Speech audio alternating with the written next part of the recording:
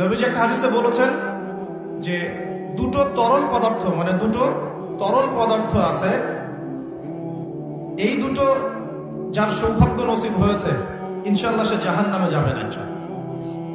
আরেকটা হচ্ছে দুটো দাগ যার শরীরে আছে সেও ইনশাআল্লাহ তাআলা জাহান্নামে যাবে না। এক নাম্বার দুটো তরল কি? একটা হচ্ছে গায়ের রক্ত।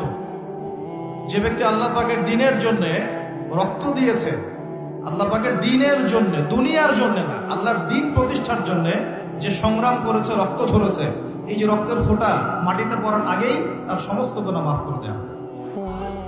যেমন উহুদের যুদ্ধে সাহাবীরা যুদ্ধ করেছেন না, বদরের যুদ্ধে সাহাবীরা যুদ্ধ করেছেন না, তাদের রক্তের ফোঁটা মাটিতে পড়ার আগেই সমস্ত গুনাহ আল্লাহ মাফ করে দিয়েছে। আরেকটা তরল পদার্থ হচ্ছে অশ্রু, চোখের পানি।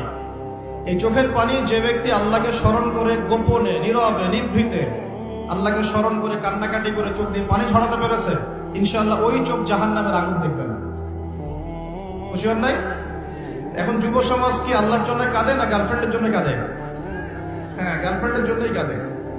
এখন যুব সমাজ গার্লফ্রেন্ডের স্মরণে কাঁদে, আল্লাহর স্মরণে খুব কমই কাঁদে।